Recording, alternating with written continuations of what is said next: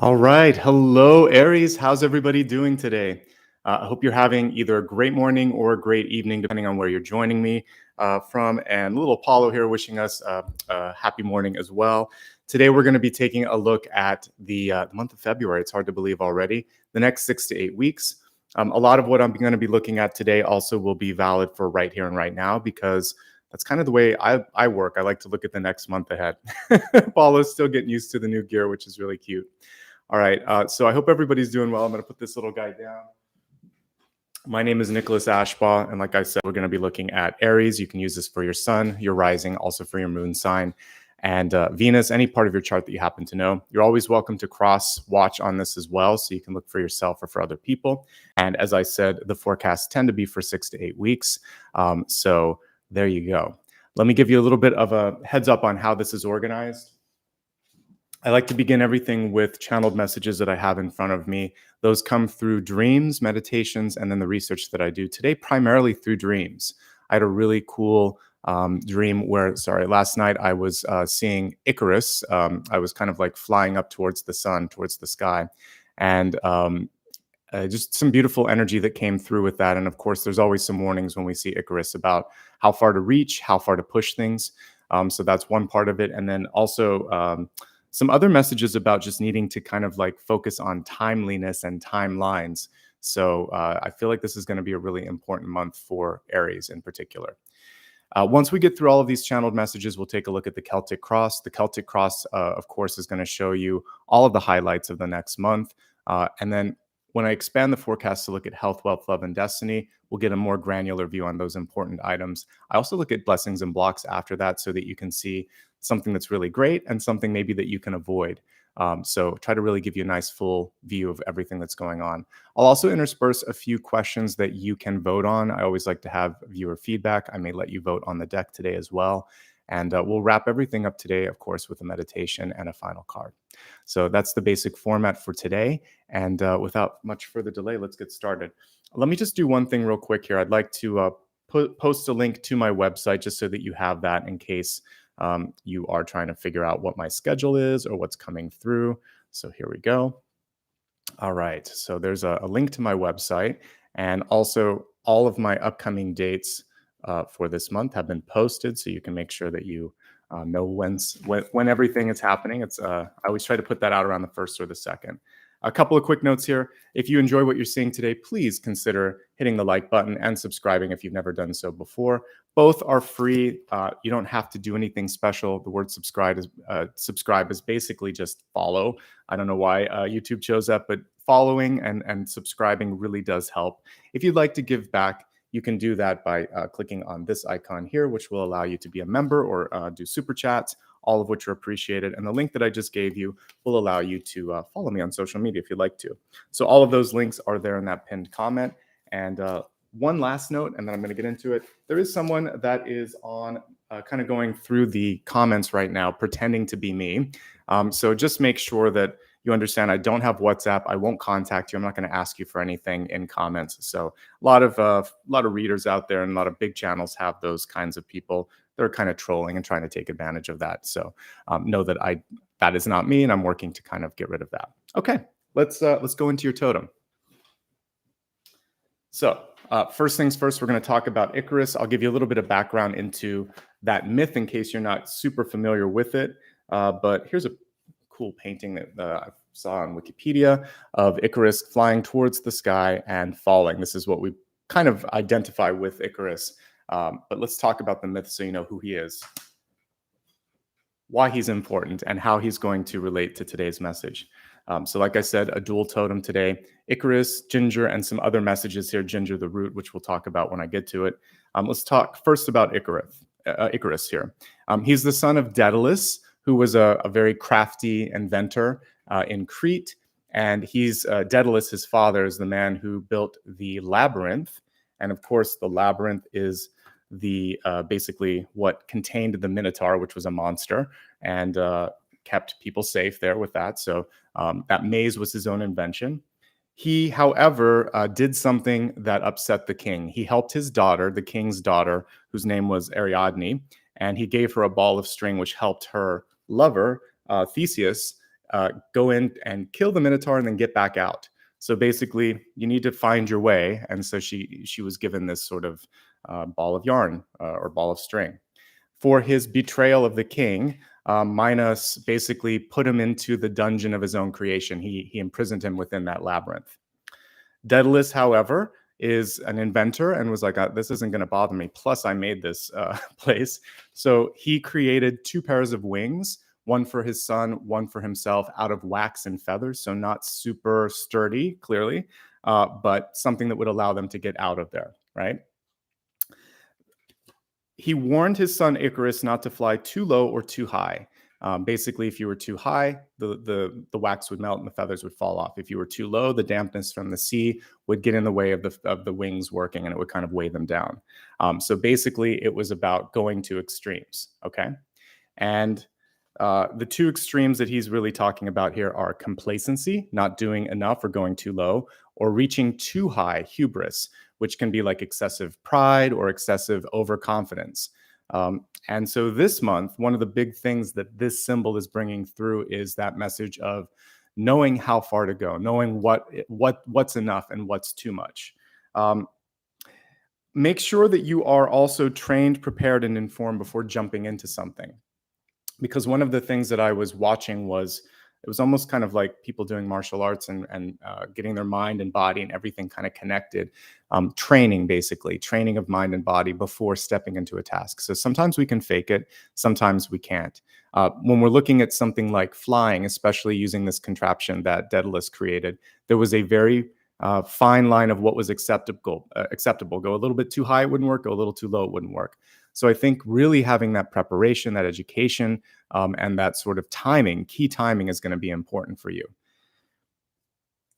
I think it's also important to read the room, see what's going on around you. And the reason that I say that is because when we're looking at Minos, and particularly the king that was getting upset, it was probably possible for all parties to try to kind of like read that situation a little bit better and navigate it. But then again, a king might just have pride too and not listen to it. So you're going to have to try to figure out the politics of a situation. Maybe the timing isn't right. Egos definitely could play a really big part this month. So check your ego and check other people's ego as well. I think that's going to be important. It's good to have a stretch goal. So in corporate speak, what a stretch goal basically is something where you're pushing yourself to your limits, but not necessarily way beyond. It's realistic. You're stretching towards that. Be realistic, however, in how long it might take to do and how much it might take to do this. So resources and timing are going to be really important as well. So athletes do this all the time. They kind of understand, well, I want to do this. I want to do it by this date. This is where I'm at. I think realistically, this is how far I can go with my body and with my training. If you do too much, you get an injury, right? And then you set yourself back in time. You might even miss whatever it is that you're planning to do, your goal. So I think for you, it's really important to kind of find the sweet spot where it's just enough of a stretch, but it's not going to overexert you. Just like the 2 of Pentacles, if you stretch it too far like a rubber band, it snaps. So important piece that really does matter when we look at that particular symbol. Charisma is super important. There is a sort of flip side and positive side to this. The fact that we see Icarus flying really high tells me that, and I think other people would be kind of inspired by that. I think that your charisma, your joy, your personality can really lift you up, can really lift other people up. Obviously, everything is about keeping things in check this month. So not going overboard, but not sort of, if you hold back so much that you are kind of like hard to read, that's not going to be good for the situation either. Okay. There could be a changing of the guard. A reason that Minos was so upset that Daedalus helped Ariadne, his daughter, is because she was in love with one of his sworn enemies. And when his sworn enemy was able to defeat the Minotaur, of course, he gained popularity and was able to kind of like unify. It was a power sort of thing, right? So there could be a power play going on around you. Could be in your family, could be at work. You could be involved with it. So whatever this is, it could simply be a changing of the guard, someone new stepping into power, someone new that's sort of setting the tone. And I think for you, you have to decide, where do I stand? Which side am I on? How am I going to react when these things start to happen, right? And I think that if you do that, then you'll be ready. The tower, especially if the tower is reversed, isn't scary if we know what we're trying to do with that reversal of the tower. So I think that's the most important thing, is to kind of be a part of the change, an agent of the change, not beholden to or catching up to the change. So there's something shifting around with power or with bigger organizational structures or familial structures, and you just have to decide, where am I at on this? Okay. Again, being mindful of stepping on other people's toes is going to be super important. We can't always avoid it though, right? Sometimes you just have to do what's right. And I've said this a few times lately. It's not always what's popular, but it might be what's necessary. Time to spread your wings. How could I look at this particular symbol without leaning into that metaphor? Because both the father and son had the wings here. So I think that one thing that you want to do is move on with care. So it's good to spread your wings. It's good to move up. It's good to move on, but you have to be careful of the timing. You have to be aware of what's going on with this energy of change, and all of that's going to help you be successful, help you flourish. So that's Daedalus and Icarus for the most part. I really like Icarus. I think that he was well-meaning, and it's sort of the energy that we all have in youth, where it's sort of like, I can reach the sky. So you can, but like one step at a time. He just tried to do it all in one fell swoop, and it didn't end well. Spoiler alert for that story. He actually does go too far towards the sun. His feathers melt, and he falls into the sea. And then that's how we got like the Icarian Sea or whatever. So yes, as with many Roman and Greek myths, there's a sad ending, but there's still sort of like cool energy there, and I kind of like to just imagine him while he's flying. In my dreams, I saw a bunch of people flying, and it was with contraptions like Daedalus had and like Icarus had. They weren't real wings, and some of them were not secure enough. I was trying to pick which contraption I wanted to use, and someone said, don't do that one. It doesn't have like a safety belt or a security strap on it. And so I was looking at these sort of medieval contraptions that looked like wings. So this is about making sure that whatever it is that you're working on has the sort of like safety net and safety precautions built into it to make sure that you're set up for success. Okay, let's move on to the next piece. I was shown ginger roots. And it looked like they were almost being grown in like water or hydroponics or something, but less important than the fact that I saw ginger. So most of us recognize this from the grocery store. There you go. That's ginger root. It actually makes a kind of nice looking or handsome plant. Here's the ginger plant as well. And I believe that you can eat the blossoms as well as the root. Ginger is important because it can be used both in spices and in medicine. And in fact, when you're cooking with it, it often has positive ramifications. So it can be anti-inflammatory. It's an antioxidant, helps prevent cancer and other things. It can treat nausea. It's also really good at regulating blood sugar, or at least has been purported to be so. And it could help with general heart health. So very good sort of general health benefits with this. Standard disclaimer applies. You have to be careful before you take anything new in your diet. So talk to your dietitian or your doctor before you introduce it. But when we're looking at this sort of symbol, it is reminding you to look at the heart health, right? So especially when it comes to blood sugar and just general sort of heart and physical health. The anti-inflammatory piece may also be important. So if you haven't had your annual checkup, this would be a good time to do that. The next piece of my dream kind of felt like the movie Back to the Future, although we were kind of in the future, so maybe it was the sequel or something, Back to the Future 2. So I was kind of like going between two timelines, one that felt like it was 20 to 50 years in the future, and then one coming back into the present. One of the things that was interesting, and those of you that have maybe lived through the last century, like 60s, 70s, 80s, or before that, you know how far we've come in technology, right? Because a lot of us when we were growing up had like a monochrome display on our computers. They weren't connected to the internet because it didn't exist. There were no cell phones. It's kind of amazing to see where we're at right now.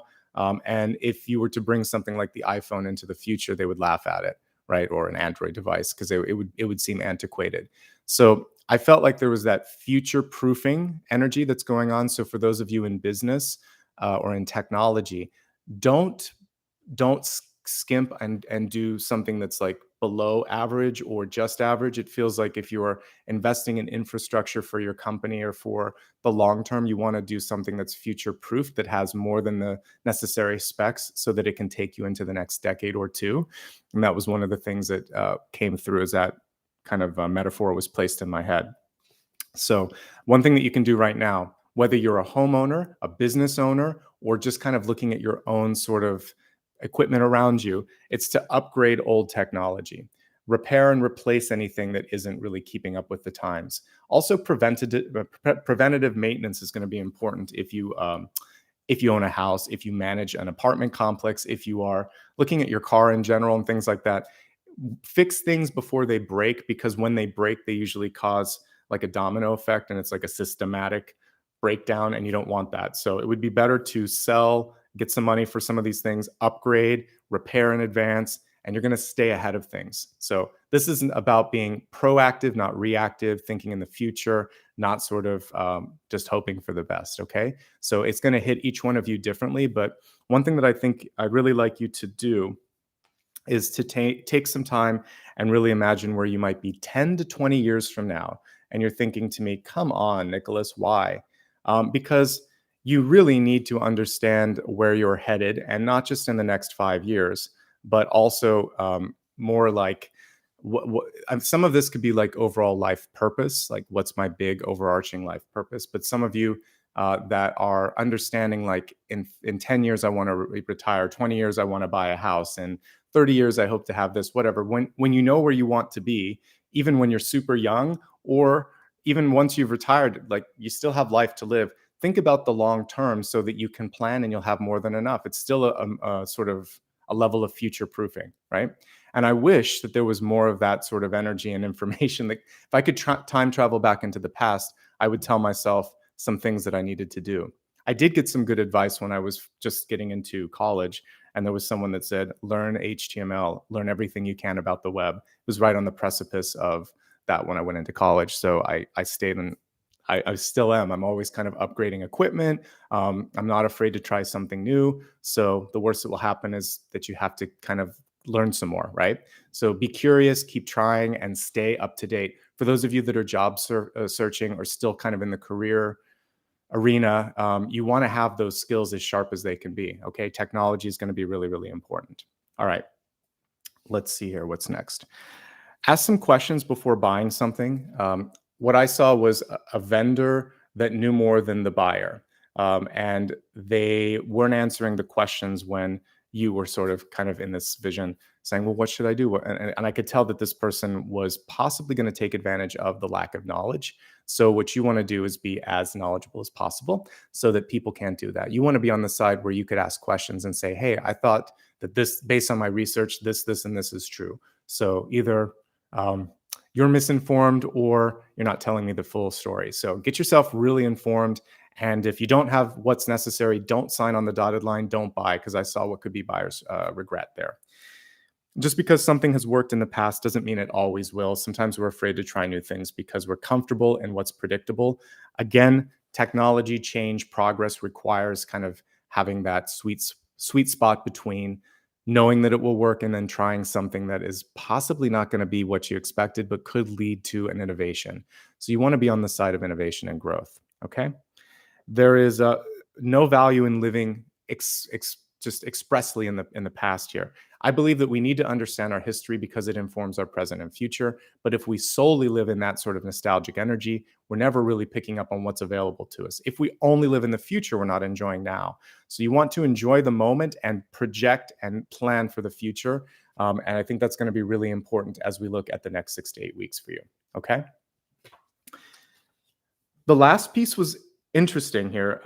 By the way, like I said, just change is essential to moving to the next level. This last piece is as much a symbol as it is a literal sort of vision. So when I was in the future and I couldn't really tell how far it was, I didn't like the way the planet looked. So one thing that I'm going to say symbolically for you first is just environmental energy is going to be important. So the morale, if you're working in a company, is going to be just as important as the job and the pay. In a relationship, how well you communicate, how well you treat each other is just as important as how much shared resources and assets that you have and all of that. So you have to feel good, and there has to be this sort of positive energy in the environment. So that's the symbolic piece of it. But then just as a little note from one intuitive to many others out there, I'm sure, I didn't like what I saw because it looked like I couldn't see the sun. Like there was problems with something in, like, I feel like there was a lot of smog or something like that, and it just looked like the planet was in a little bit of disarray. So we definitely need to take better care of it. I had some questions in the last couple readings when I say like to be grounded. One of the things you can do to be grounded is to go out and plant things in the earth. So if you are privileged enough to have property and you don't have trees on it, go plant a tree this year and make that something that you can celebrate each and every year. You can watch its growth. Maybe you can plant one tree a year. When I was a kid on Arbor Day, my dad got like, I don't know, it was like 10 or 15 seedlings from the place that he worked at. And he said, go have fun, plant them. I planted them along a stream and a field that kind of ran through our property because we were in a more sort of rural place. And when I went back 20 years later or whatever, all the pine trees were really tall. And I thought, oh my goodness, those are the trees that I planted. And I think if we all did that, like each year of our life, planted a tree or did something nice for the planet, it would help. Because that was one of the things that my guide showed me, is that there was an attempt at reforestation to help with the carbon dioxide. And there's something going on with that. The reason I harp on this, and then we'll get back into the actual reading here, is that we're all going to reincarnate and be back on this planet. So let's make it nice so that it's not a mess that we have to clean up then. But just as a symbol of what's coming through, clean up your environments too, figuratively speaking. And then also, like when it comes to emotions, all of that stuff is going to be important. So the literal environment and the symbolic environment. If we don't have that great energy, then it's kind of hard to be happy and to thrive, right? So there we go. All right, so let me gather up all these cards, and then I'll give you a chance to maybe vote, or I'll see if one of these decks is calling to me a little bit more. Sometimes I like to let you guys choose because it's fun. It gives you a chance to shape what's coming through. All right. All right, so yeah, I think I'll let you choose. The ones that are calling to me we have, of course, Light Seers, which I think is a fave always. So we'll do maybe Light Seers. The Modern Witch deck here hasn't won out for a while, but it's a great deck. Let's see what else.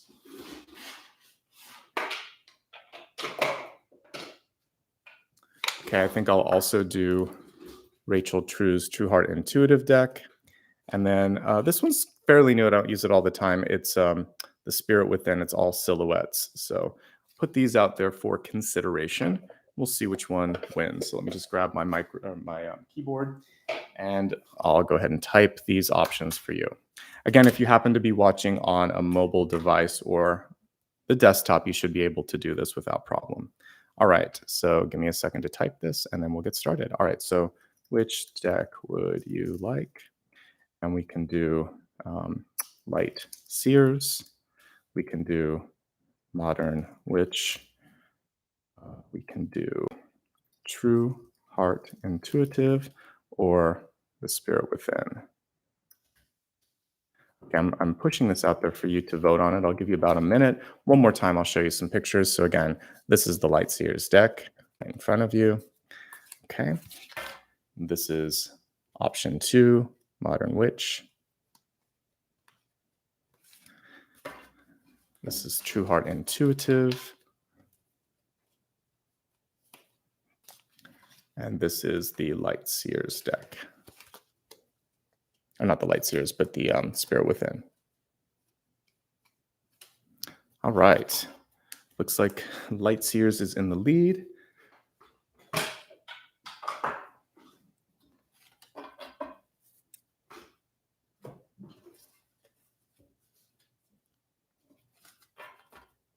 Pull the camera down, and then I will choose based on whatever's winning.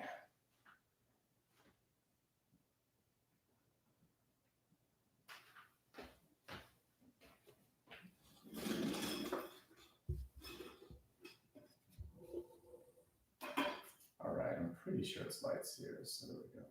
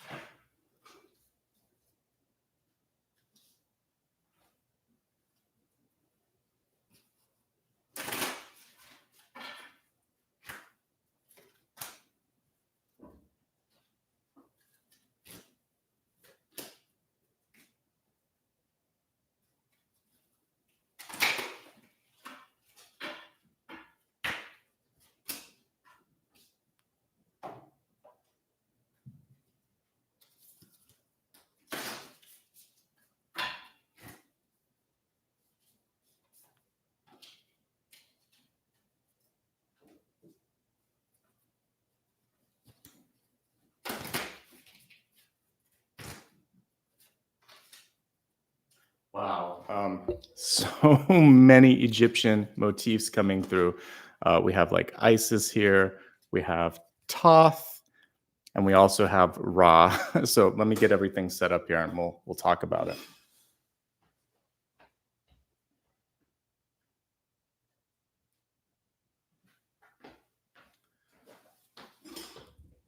Andre, you're talking about the Luna deck, which is part of the Ethereal Vision. I think it's not Ethereal. Yeah, Ethereal Visions, I think. I'll bring it back maybe for tomorrow, or the next one, not tomorrow, but I'll do it for Thursday. So Thursday or Friday for Taurus or Gemini feels like a good one for Taurus. So thanks for reminding me. All right, let's see here. Let me just bring this up one more time. This is why, by the way, I don't adjust the camera too many times. There we go.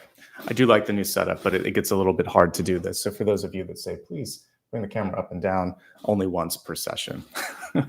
One of these days, I'll look at kind of doing multicam, but you can't schedule a reading with it. You'd have to do it in, it's complicated. It would take a lot of software. So I know many of you are asking, but if you look at most readers, they don't do that.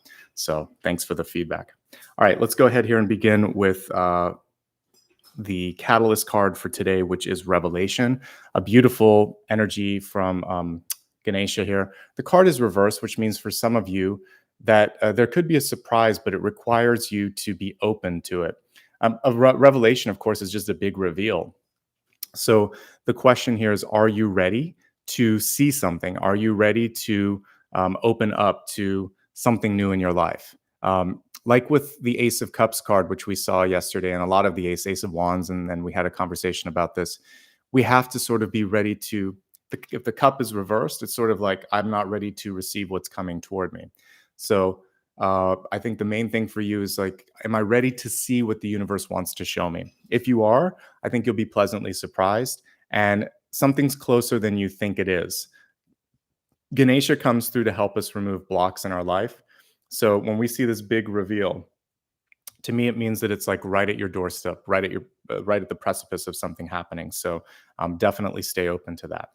All right, let's take a look at your center card. We have the Queen of Cups upright. What I love about the Queen of Cups energy is it allows for you to basically do anything you set your heart to, as well as your mind. So this is a great card when it comes to relationships. So for those of you that are sort of focusing on improving your relationships, finding a relationship in the year ahead, this card bodes really, really well for that.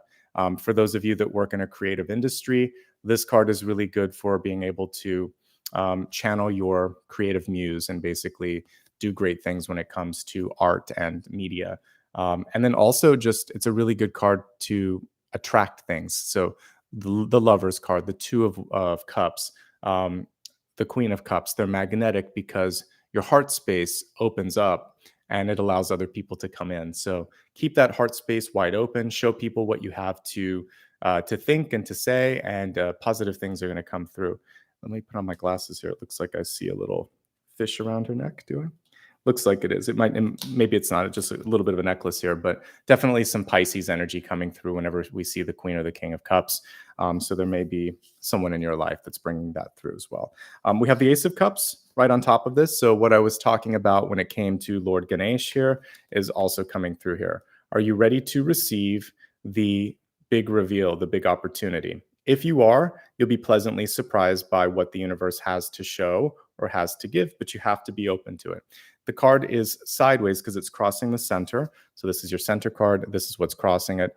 So an opportunity could come from an unexpected source or an unexpected angle. What does that mean for you? That means that if you're looking for love, for instance, this could come from the least likely sort of area. You could just, it could be a random sort of organic meeting. It could come inconveniently when you're at work. You might bump into someone or a friend of a friend. It could also happen when you don't look your best or feel your best, but someone's interested nonetheless. That's actually magic when that happens, because you don't have to sort of like put on an artifice. So the less you're kind of focused on making it happen, but the more you're aware of what's going on, the more you welcome in these opportunities. Queen of Cups and Ace of Cups, of course, can be love, but they can also be friendship and just great inspiration or opportunity. Lots of hard energy coming through for you, lots of water coming through for you as well. I'm kind of happy about that so far, because I think that's going to make for a good feeling month ahead. All right, as we look into your deep past, which for those of you watching live could be what you're dealing with right now, we have Five of Cups, which is a perspective shift. So I think for some of you, there could be, as you're looking at 2021, I mean, for a lot of us, we look back and we think, that didn't go the way I thought it would. I thought I would be here by now. Why is this happening? And so this is really encouraging you to focus on more that, like, not the stuff that kind of didn't happen, but you still have some magic going on here. And this sort of swirl in front of her is very reminiscent of the Magician card in this particular deck. So it's reminding you just to work your magic, and you're not alone. Always a hidden Two of Cups in this Five of Cups. The five have been spilled, but the two are upright. So we want to be optimistic about that. And you have these two sort of cups right here, the Queen of Cups and the Ace of Cups. So focus on what you can control, what makes you happy, where you're inspired, all of that. And possibly just putting more of a focus or a highlight on relationships overall. This might be the month where you're just really focusing on mending, building, attracting relationships. Okay. Again, when I say relationships, I don't mean your person all the time. I mean that you could be looking for a business partner, a good friendship. You could be trying to mend the relationship with your parents or with your sibling. We have to stop putting all the energy, especially in tarot, on love, like romantic love. Love with a capital L reaches out everywhere. Okay. So when I talk about love and relationships, and you say, I'm not with someone, there's got to be someone, there's people around you, whether it's the barista or your dog or your next door neighbor. These are the relationships around you, and you have good energy with relationships this month. Okay. So you can see development across the board. Think bigger when it comes to that. The Hierophant in the recent past. Even if you don't like working with bureaucracy, structures, paperwork, any of these sort of things, you have to go through hoops, you're going to be well trained and adept at this. We see a happy and a sort of youthful Hierophant in this particular card, which I like. And I think that the message for many of you right now is that maybe I can't change the system, but I can change the way people look at me. And maybe I can give them things to think about to affect the long-term sort of trajectory of this system too. So you want to make a dent, but there are certain things that may not be worth shifting and changing because they're not open to it. So move through the sort of hoops that you need to and focus. This is why I was saying, what is the 5 or 10 or 20-year plan for you? Where are you really headed in the long term? When you know where that long-term goal is, all this other stuff, it just falls into place and you don't worry about it so much. Something that upsets you because somebody said something or did something, how is it really affecting you in the long run, in the long term? And if it isn't, then let it go. Okay. But you may have to deal with some structures, some paperwork, some signatures, there's gatekeepers when we see that card. It's also a leadership card. People might be looking up to you. When it comes to spiritual practice, the high priest or the hierophant can often sort of be that sort of energy. So because most card decks, it would be a pope there and it would be two disciples. So you could, if you're willing or ready to do something like a curriculum, or if you're going to put something in a instructional or something where there is teaching or mentorship, that's a great card to kind of amplify and also validate that you're on the right path. Okay. The next piece here is the Four of Wands. It's reversed. I'm telling you, good relationship energy is coming through for you. In the upright position, it's showing that there's going to be something that's really strong and foundational, someone that you can trust, someone that you can, that you know has your back. A reversal of this card tells me that you're setting the stage, or it's kind of like when you're getting ready and putting all the food or putting all the plates on your table. That's kind of what you're doing here. You're setting the space for someone to come into your life or for something to come into your life. But typically it's a person, and typically it's something really, really good long-term. So when we're looking at partnerships, this is where your headspace is, because that's in the crowning position. So your headspace is saying, I'm really ready for, I don't want to play around. Whether it's work relationship or love relationship or even friendship, I don't have any more time for games. I really want to know that you and I have one another's back. You and I are here for the long run, for that long-term sort of thing that I was talking about, 10, 20 years, et cetera, the rest of your life, whatever. So I see that you're in the right place. Be patient. One thing that's going to be really important when you have that high bar of excellence is patience, right? Okay. The next piece here with the Eight of Swords in reverse is about revelation. Guess what? That's exactly what Lord Ganesh was showing us. This card is cool because there is no reversal, ostensibly. When you look at it in the upright position, the Eight of Swords shows I feel trapped, or other people are taking away my power. When the card is reversed, she realizes I'm not trapped. That was an illusion. She's the reality. That's the illusion. The reversal is actually the empowered version of this. I like light seers because they do this with the Eight of Swords. I think also with Justice, we see mirror images, literally a mirror in this one. So the choice right now as we look into the future for you is for you to focus on not being afraid to see what's really there. Sometimes we're afraid to see our power because it's easier to blame other people for making bad decisions or to sit back and let other people drive. But one of the energies that's coming through for you, and you can do it, Aries, you have that sort of fire behind you. But one of the things that's coming through is this ability right now for you to really sort of lead the charge.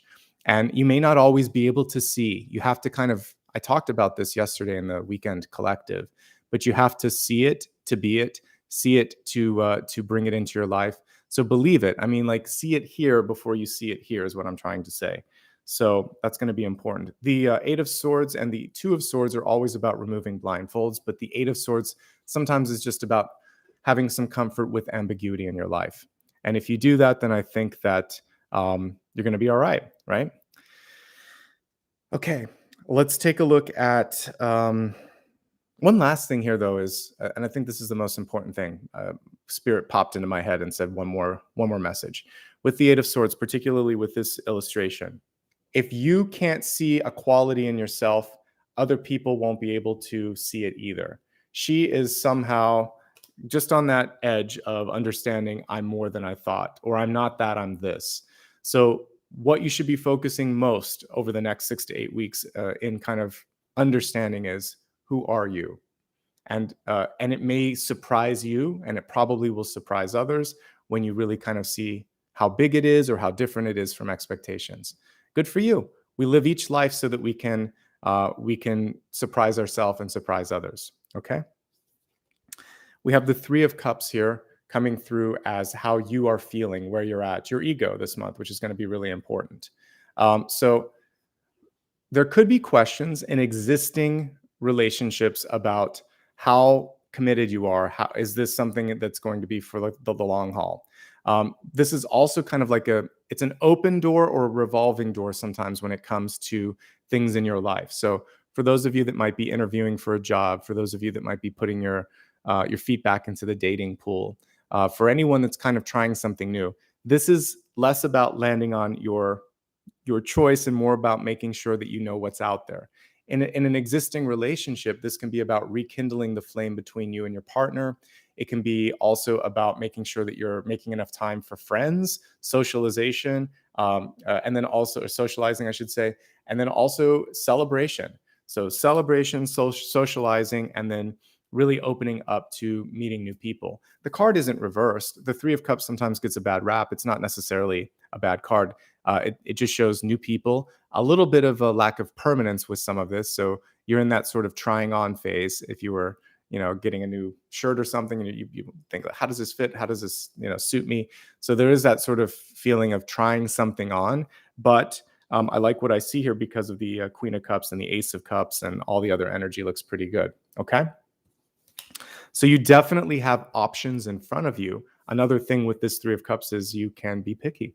You can really be picky in what it is that's important to you.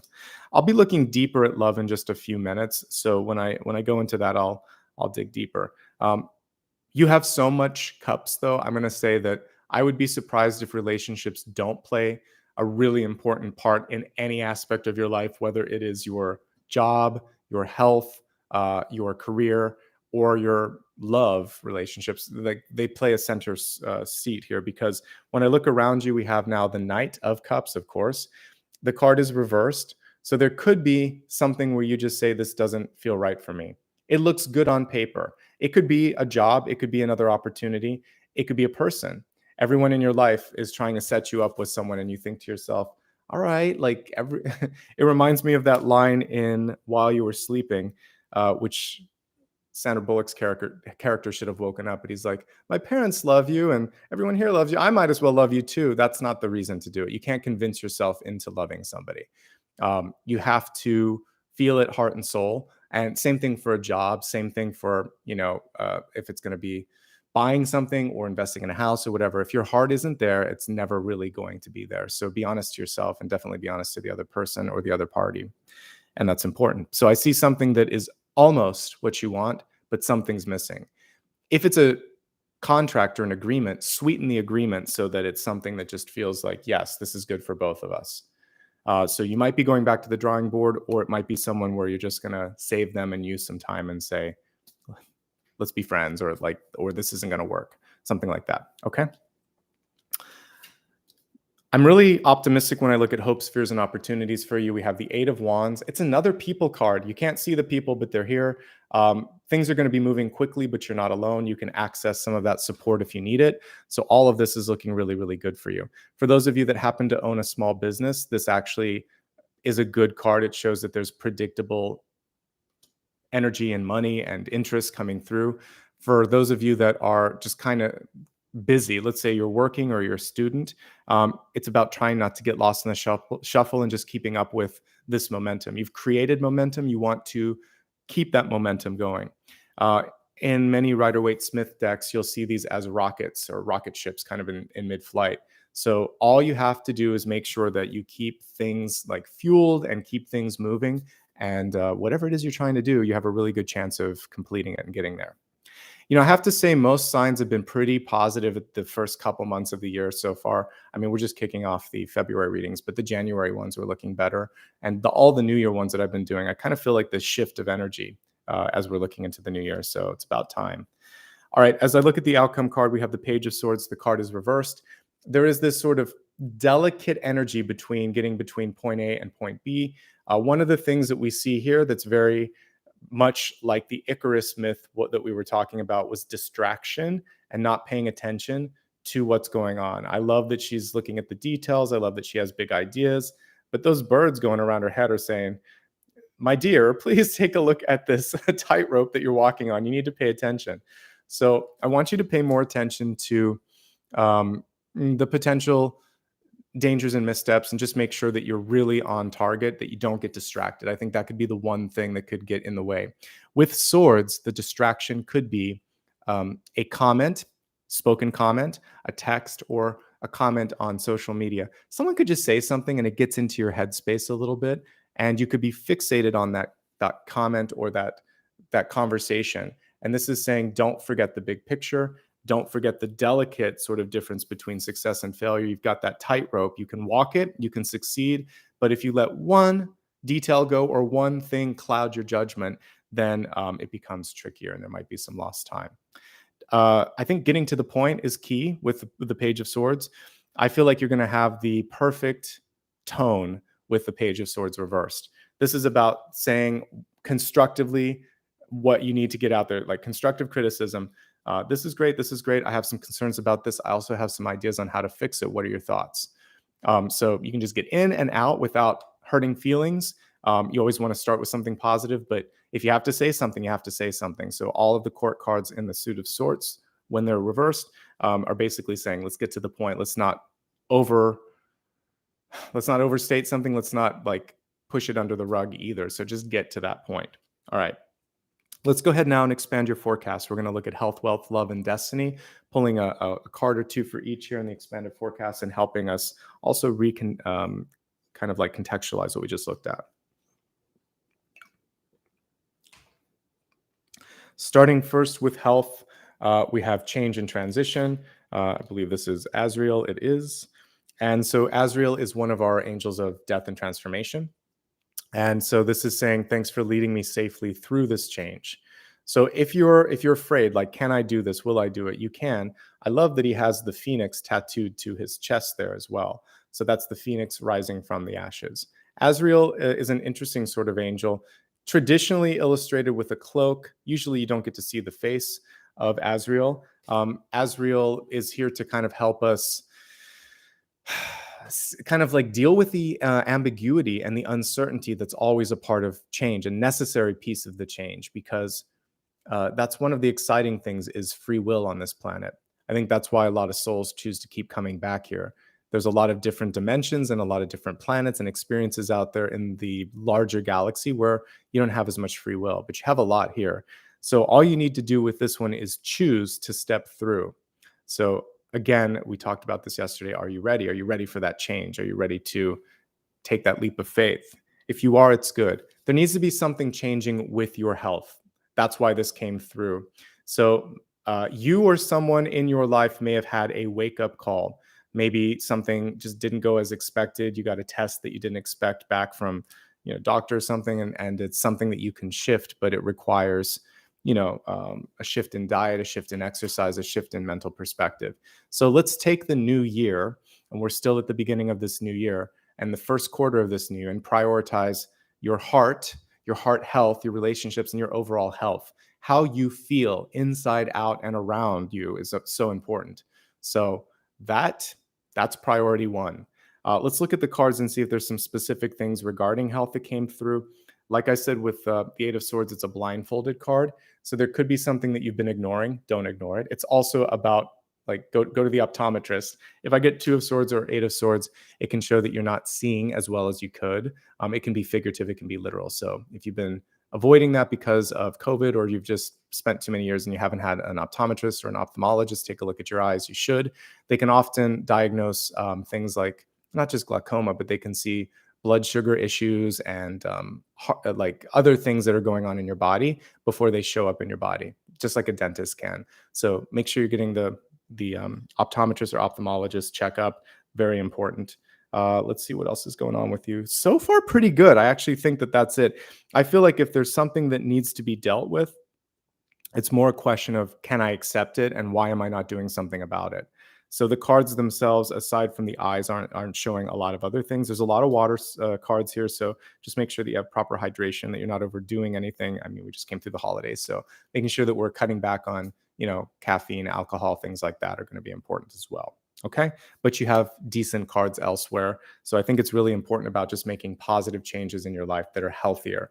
Again, both in the sort of diet and environment, but also in sort of environment, like where you're working, where you're living, who you're living with, all of that.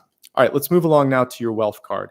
We have Isis, magic manifestation, or magic manifesting. She's basically the high priestess. Your dreams, visions, and goals are becoming reality. Stay focused. Beautiful card here showing Isis, whose name unfortunately recently just doesn't take on the same meaning because other groups have stolen it. But in mythology and as a goddess, she's divine and she's great when it comes to being able to manifest. So that came through in wealth, which is particularly auspicious because that means that everything that I was talking about earlier, if you can envision it, visualize it, and believe it, and sort of like just kind of trust in that, you're going to start to have the Midas touch. So I want you to focus on what you're being shown. I get a lot of stuff in dreams, and sometimes just when I'm sitting here, something will come to me. If you have a repetitive thought, or if you just have this feeling, I need to do X, Y, or Z, then do that, because that's your higher self. That's your third eye opening up and showing you what's necessary. Okay. So I think that if you can kind of open up to that and really embrace it, then you'll be surprised at the sort of like ability to see beyond the beyond is going to come through for you. Creativity, this sort of envisioning energy, like when it like big thinker sort of energy is definitely coming through. So if any of you are in research and development, engineering, again, it's not just limited to artists. I want you to follow through on these big ideas. Some of them could be patents. Some of them could just get the attention of higher ups and could help you elevate yourself, because the Icarus energy still helps us go to the next level.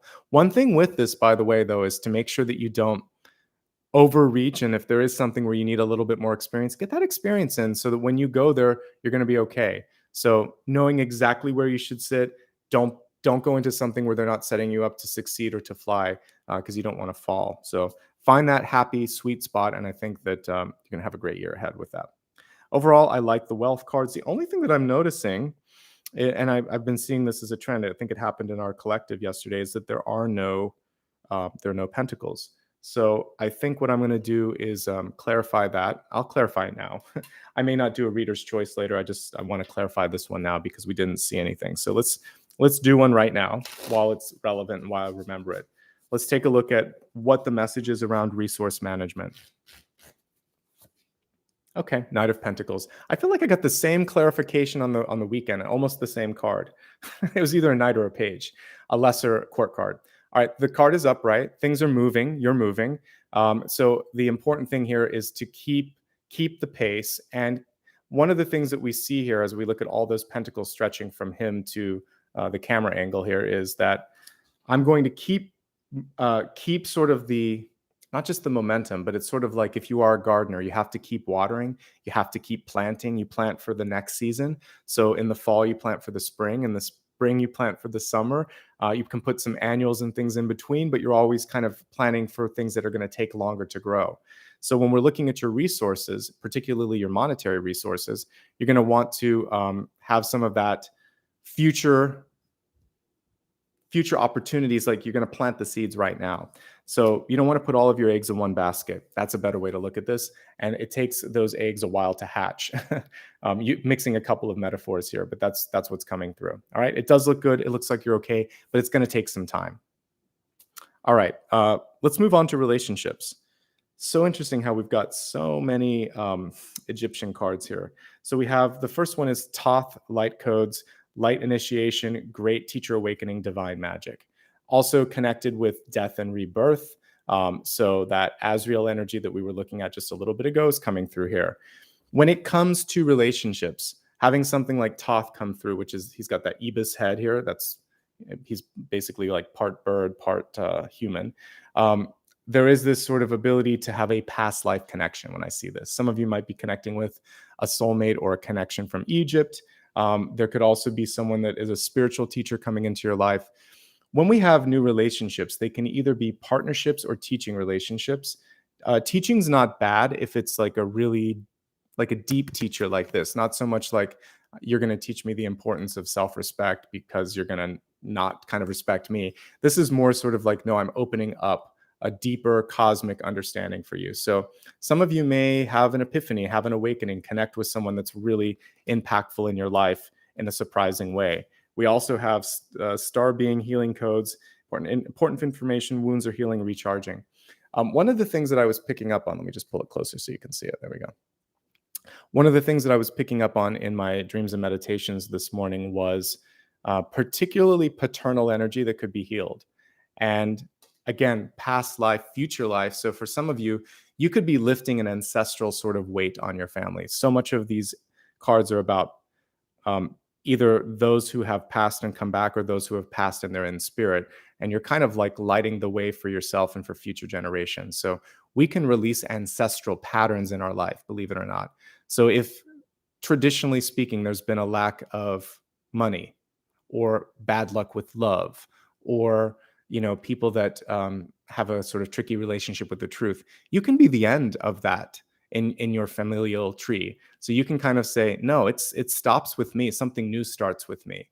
So we have all of these death and rebirth and healing energies. So I think for some of you, you're healing some family wounds way before we look at your relationship energy. So work on that. Work on breaking something and making something new instead. Okay.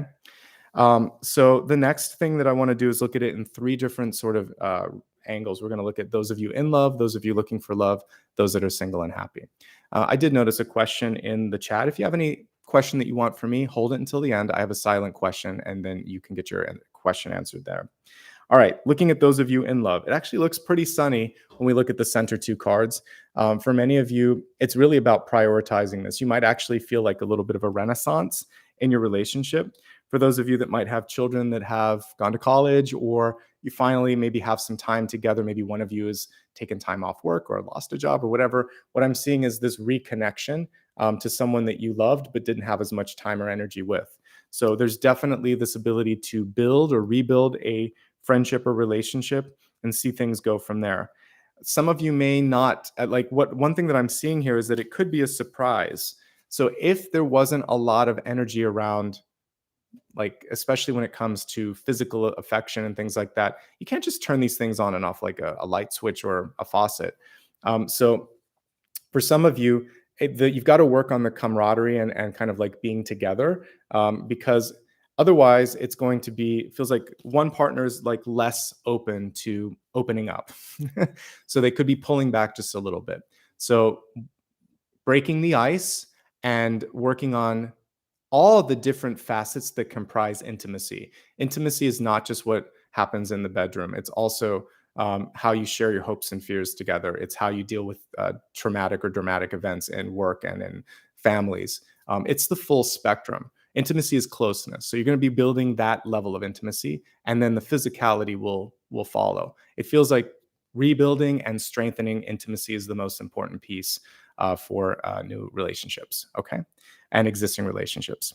All right, so ultimately it looks pretty good, but one of the things here that you have to work on is validating one another. One or both sides may not feel like they're being seen and heard, and I think that's going to be something to look at. Being able to speak frankly with one another, also key to healing and to kind of like making sure that you're there for the long haul. The good news is your final card is just opening up and talking. So my advice is to talk to the one that you love, to work on all the different levels of intimacy with the one that you're with, and that's going to help. Really good cards otherwise. For those of you looking for love, absolutely it's possible this month. I mean, we got so many cards coming through. The center tells me that you're actually not just ready, but you're capable as well of unconditional love. Your heart is in the right place. I feel like you have no shortage of opportunities if you put yourself out there. Not everything, and maybe not the first one. The first person may not be the one that you're looking for, but you want to keep on looking, because you've opened up that sort of portal here. Your head is in the right place. We got to wait for the kind of cosmic timing to align, and so just keep on putting yourself out there and being honest. I think being outspoken is key here. The interesting thing is that if you are seeking love, finances did not play a primary sort of role here. So it is a good period for you to kind of like step into a relationship. It feels like you won't be that distracted. I think that it's more about like friends and lovers, not just lovers. So you have to have that deeper friendship. And there may just be a lot of folks that are kind of stepping into it more as let's see where this goes, etc. So make sure that you're there for the long haul. Okay. Those of you that are single and happy, it feels like a good time for you overall. I think that this will be a productive month with the Eight of Wands coming through here, so that looks pretty auspicious. If you are a writer, or if you want to kind of like get something done, this is a hands-on sort of card, so I can see a lot of progress coming through, and that's auspicious as well. You can't avoid people, though. I didn't get any hermit energy. In fact, everything that we're seeing is showing community. Even this can be a spiritual community, right? This can be work community. These are friends and just random acquaintances as well. All I see are people cards. So I think that you would be well advised to maximize all of those sort of connections. Networking is going to be really important. It looks like down the line is when we sort of see the payoff on this. This can be either a set with a number 1 or 10. So for some of you, it might take a month or two. Some of you, it might be later in this year. Couple quarters financially speaking from now where you start to see all of this happening, or I should say chronologically from now, but it is coming through. So just focus on the networking and on kind of building those connections, because that's what matters the most right now. Okay, let's move on to your final card here in this spread. This is your destiny card, I should say. It is power, and we have Ra, the sun deity. Ra was reversed, but this is still the sun energy, and I kind of was hoping to see it and expected to see it because Icarus came through.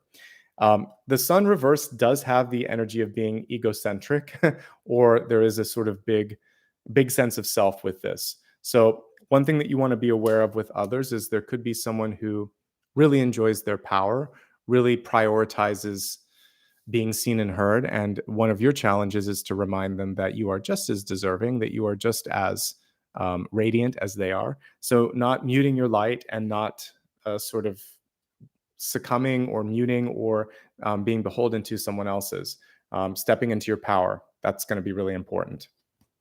Everything that I already said about Icarus plays a part in this one, which is stretching just far enough, but not kind of like being unrealistic. As a boss, as a manager, as someone that might look at other people, we want to make sure that we are being mindful of their limits too. Okay, so just because we're being pushed to do it because of an expectation from the board or a quota from someone or family pressure or societal pressure, if you have people that are working for you, you've got to make sure that they're okay too, because we're not machines, right? All right, let's go ahead now and take a look at your blessings and blocks for the next 6 to 8 weeks.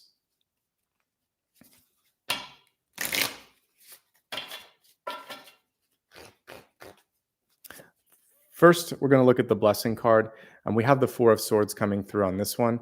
This is a really great card when it comes to healing. I love that you see her heart kind of on this string here, and she's just kind of taking care of herself. Time heals everything, especially our heart space. The blessing this month is some of you may have been gifted a little bit of a lull in work or in what's going on in your social schedule or whatever. Take the break, whether it's a couple of days or a couple of weeks. That is there so that you can build yourself back up. If you've had a broken heart or a disappointment, we see the 3 of Swords rebuilt at the center there. She's kind of woven a new heart. So the biggest thing that I see is rest and healing and a little bit of a break. Sometimes we want things to just be like, go, go, go into the next thing. The important thing here is just to rest a little bit. Make sure you prioritize sleep as well. I know a lot of you that may be sort of type A personalities like to get a lot done. You might just be focusing on work, work, work. And this card is really saying it's important for you to rest too. Okay. So take the break. The break is a blessing. All right.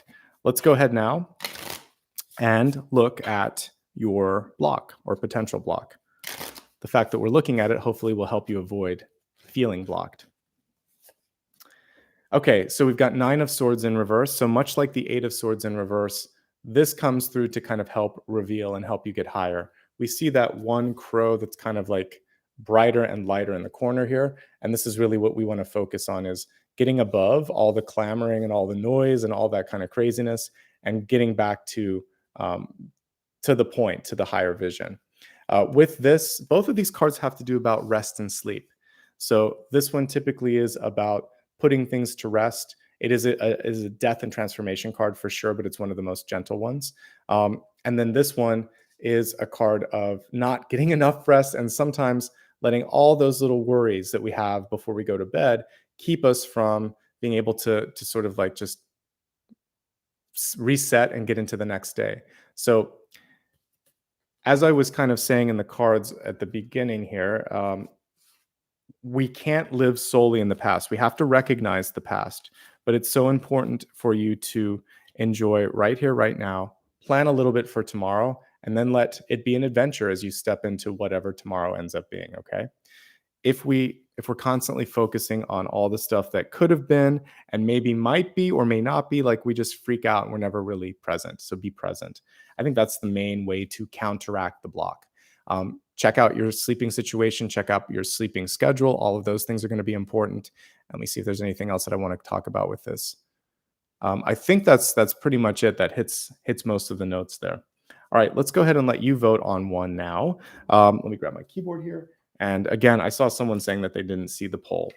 If you didn't see it earlier, first of all, you might have joined a little bit late, and it's only available for like a minute after I say it, so that's part of it. The other thing is, if you've maximized your player and you can't see the chat, you're not going to see it. So make sure you can see the chat when you're voting. Okay, so give me a second here to set this up. So we're going to do a viewer's choice, and we're going to take a look at a few energies that I'm noticing here. So let's see. As I'm looking at the cards here, I want to give the energy of change an opportunity here. So we're going to put change and transition, since Azrael actually had that written on the card. Let's look at resources. Actually, I think we've got enough on that one. So the other thing that I want to look at is familial, like breaking down that sort of ancestral energy. So breaking ancestral cycles, breaking down, clearing, I could also put, but that's basically what we're talking about there. And then with the raw card at the end, the sun deity, we're going to look at reclaiming power, being powerful. Okay. Take a moment to vote on these. And I'm going to take a drink while you're doing that.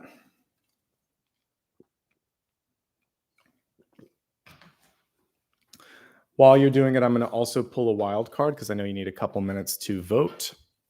So let's pull one more wild card. This will just be a general message from Spirit.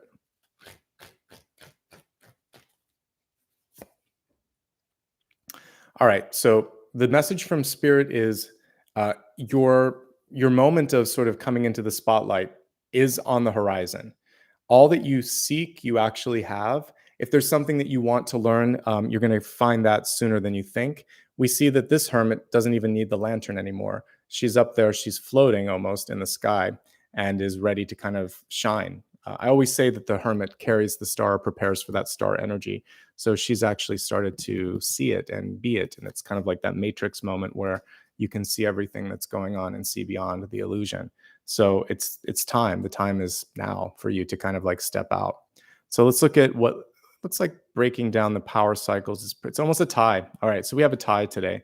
The last two, I'll just pull two cards because they're going to be within a percentage point of one another. They are, as I thought. Breaking down ancestral cycles was the first one, and then reclaiming power, 36 and 35% of the votes. All right. Thank you to everybody that gives back. By the way, I appreciate it. I will say thank you at the very end. It helps me to continue to upgrade my gear, so you guys make it possible. All right, so let's look at breaking down ancestral cycles.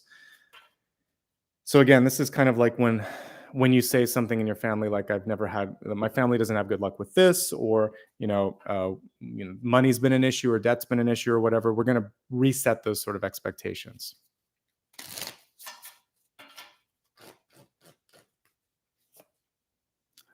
Okay, so we have a very lovely card coming here for that message, which is when it comes to building better relationships, you are set up for success. The Two of Cups tells you that you should expect more because you deserve more. And you could expect friendships in the most unexpected places, as I said earlier. So really staying open to being pleasantly surprised by what the universe has to share with you and for you. So this could be success with love. If you're in a relationship and your parents got a divorce and that's something that freaks you out, you don't have to walk that path if you don't want to. There's also nothing bad about getting a divorce. This is just about you figuring out, like, if I do it, it's for a different reason. This isn't because there's some sort of a cloud. If you've been having a difficult time meeting someone, I don't think you could get many more cup cards if I tried. So relationships it's like your oyster this month. You can take them, you can leave them, you can move them into a new sort of energy. So don't worry about love, okay? I really think the important thing for you is making sure that you get what you're looking for. and make sure that someone is coming through and really has your heart, your back, and is there for you. Okay, but I'm seeing a big ancestral shift when it comes to the ability to bring in high frequency people, the right kind of relationships, and to work on existing ones if you choose to do so. All right. So, love with a capital L is coming through, and that's the big ancestral cycle that could change. You're going to do better when it comes to friendships, relationships, and networking. All right. Let's take a look at reclaiming power and being powerful, which was pretty much neck and neck with that one. Okay, this is the one that really needs a little bit more focus. So this literally is reclamation of power when the devil card is reversed. Let's pull this card up right because it's one of the better cards, one of the better devil cards out there. So we can see the person being held up kind of like by those puppeteer strings. And we also see an unlikely devil, someone who seems like we can trust them. They're attractive. This is how the devil card probably should be, because the devil usually doesn't come up wearing horns. It's smarter than that, right? It's going to come through with someone that seems to have your back, seems to be okay, but you kind of have a feeling when you get into those situations. At least I have whenever I've had the figurative sort of energy of being in a contract that mimics this. A lot of times you just know that this looks too good to be true, or I know there's more to this. If I take this opportunity, if I sign on the dotted line, I know that it's going to be more work, more drama than it's probably worth. And it's when you say, I'll do it anyway. That's when this card kind of wins. So when it comes to reclaiming your power, what you're going to do at the negotiation table is say, no, because of this, this, and this, and I'm going to hold my ground until that happens. Walk away. And if you walk away from this and it doesn't work out, it's a blessing. Because even if you can negotiate around this, typically El Diablo always wins, right? The devil always wins at a contract, and it usually gets a lot more back than you would ever get out of any sort of agreement. So if something isn't good enough, it's not good enough. And you may not be able to negotiate it with that person. It may be better to just sort of say, okay, you are also going to make sure that if we see the Seven of Swords in this particular spread, or if it shows up anywhere, it's important to call out when this behavior happens. So if there's someone in your life that is acting a fool, or is saying something wrong, or is doing something wrong, what you want to say when you see this is, I see what's going on, it's not acceptable, and cut the ties. The main thing here is cut the ties. So I think that reclaiming your power is as simple as saying no and walking away, even if the opportunity looks good, okay? Also, listen, for some of you, this could also be an unavailable partnership or opportunity. So the Two of Cups and the Devil came right after each other. So if someone is not out of a relationship, if someone is going to be sort of like forever incapable of committing, even if they're not in a relationship, they're just not looking for a marriage or partnership, know that you can't really change certain aspects of people. They have to want to change. So until they're free to commit themselves to you, it's not going to work. So the devil is an unavailable or unattainable person or opportunity, and you know that, and sometimes you kind of keep working towards it. So just focus on you, all right? Focus on reclaiming things. Yes, the devil can be a Capricorn, but it has nothing to really do with this particular spread. I feel like this has everything to do with, like, it literally, we were looking at power. So it's about making sure that you speak up for something that's wrong. You say no to something that you don't want to do, that if you can't negotiate it, take that as not a defeat, but a protection. Okay, great. All right. I believe we just got through everything.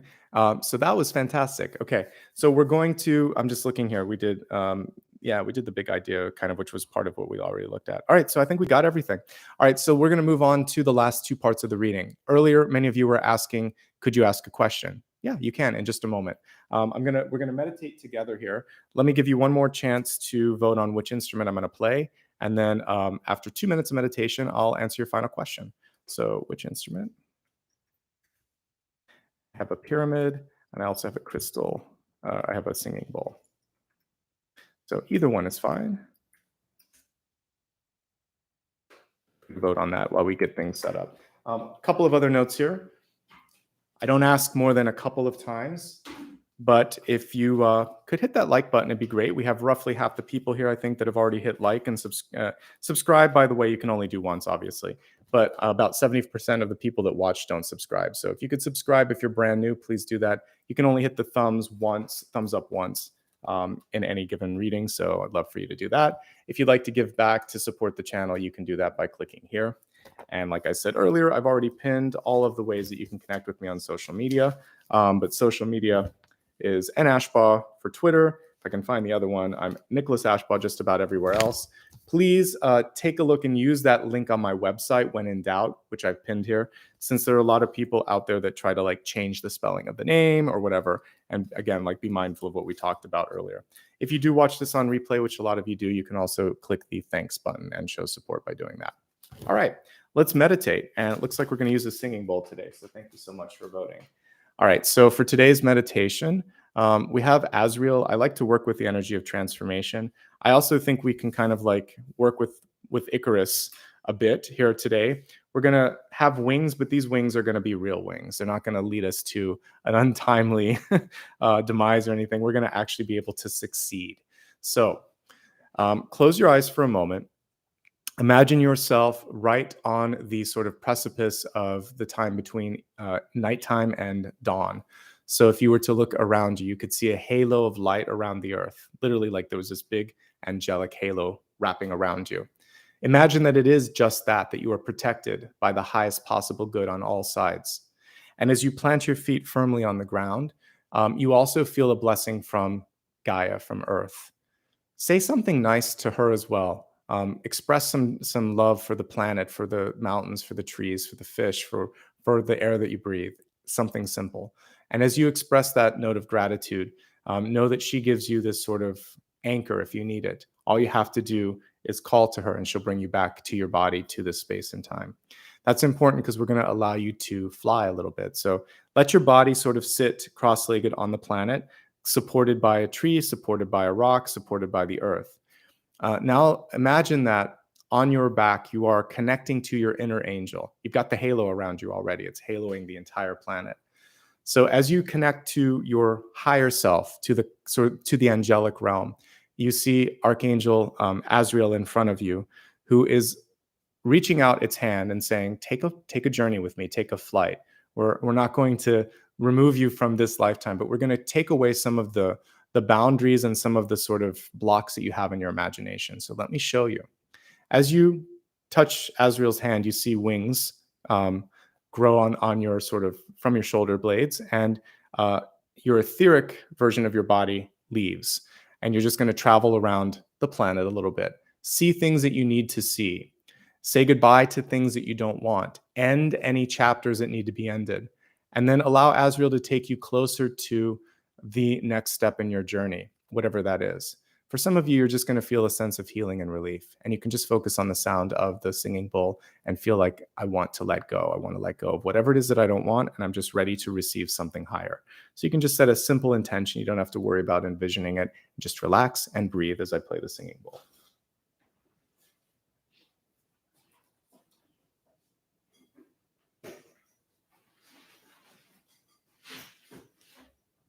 Remember to breathe as I'm getting everything set up. Breath work is so important and we often overlook it.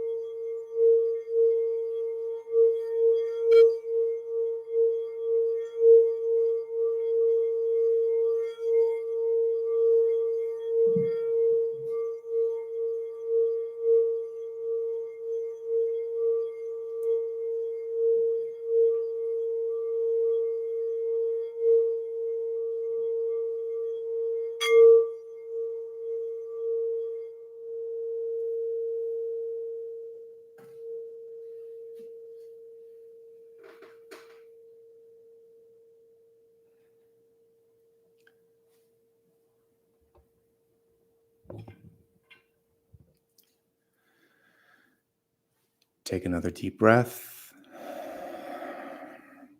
On the exhale, I want you to just feel this sense that you are free of any of the burdens of the past, free of any of the fear, doubt, uncertainty, any of the ancestral blocks that you felt before. And you're as light as a feather. When I was playing the singing bowl, there was a little feather that came out of the singing bowl. I don't know where it came from, but there must have been, for some reason, there was a little feather in there. So we definitely connected with that angelic realm. And know that I want you to kind of feel like you're as light as a feather.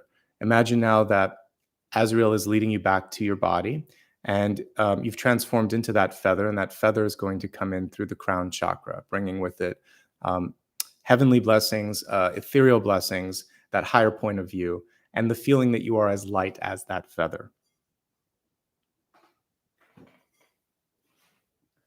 When you're ready, rub your hands together. Put your left hand on your heart, your right hand on top of that. Let go, and welcome back. Let me see if I can find that little feather. It was flying around. It's too light. Here it is. Yeah, there's this little tiny feather, but it wants to move around. You probably can see it on the replay, but there was this really thin little feather that flew in the air, which was cute. Here it is. Okay, I don't think I can hear. This is a pretty good camera, so I think it'll pick it up. Look at that feather. Sorry, we'll see. There you go. Little tiny feather that flew up in the air.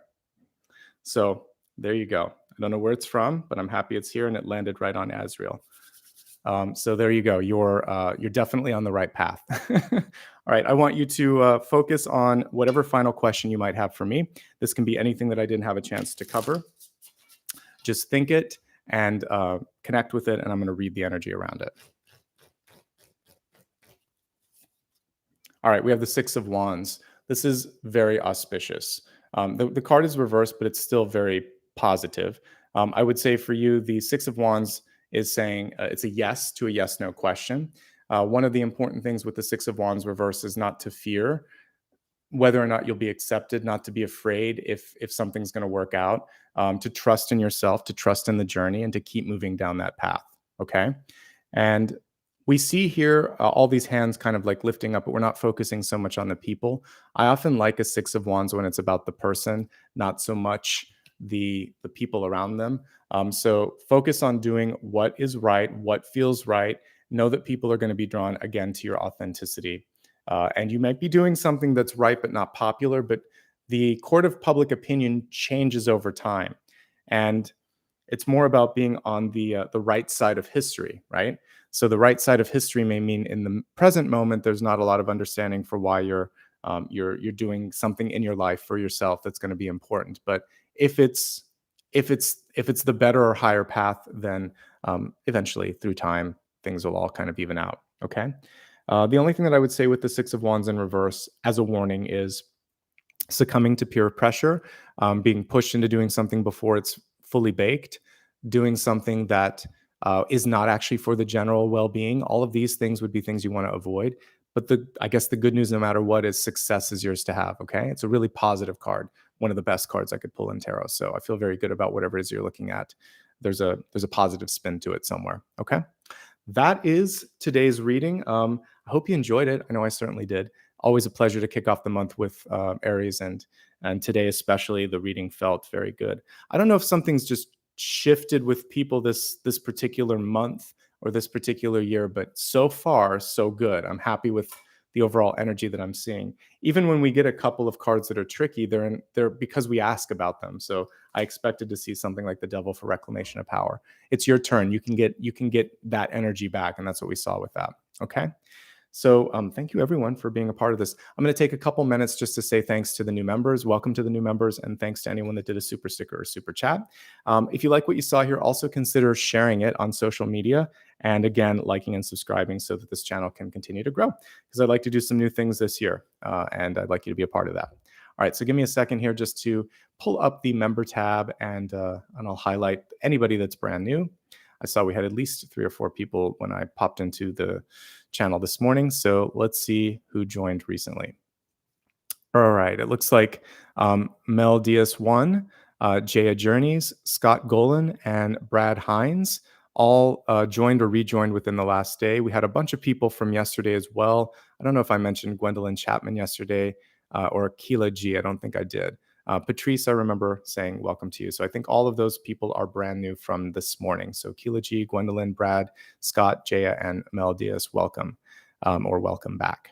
Let me give a quick shout out to anyone that did super stickers or super chat, and then we'll wrap up for today. It's a pretty short list, so I think I can get through this quickly.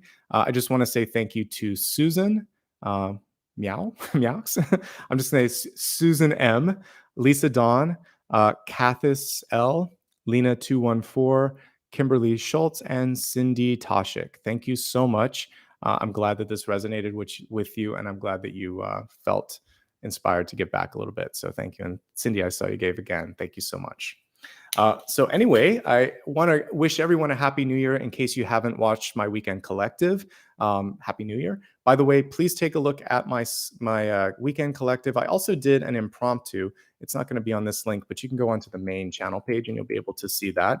And it's a reason to opt into notifications, because periodically, at least a few times a month, I'm probably going to do shorter videos, whether they're 20, 30, 40 minutes, about half the length of my regular ones, just to check in and look at different things. Maybe love will be the next one that I did or that I do, because I saw that it didn't make it this last weekend. So I'll do the stuff that I don't always look at. This last one, I looked at things like the question you're afraid to ask and stuff like that. So I try to kind of dig into areas that we don't always look. So check it out. It's fun. And that's something that I might also bring back to Instagram and TikTok. So you can follow me there if you'd like to. In the meantime, have a great week, great month ahead. Happy New Year. And I'll see all of you back later this week. Like I said, I'll be doing Taurus and Gemini. That'll be on Thursday and on Friday. All right. Until then, take care of yourselves. Thanks again to Maria for helping with the moderation today. And have a great day. I'm going to take this little sleepyhead for a walk. All right, guys. Bye-bye.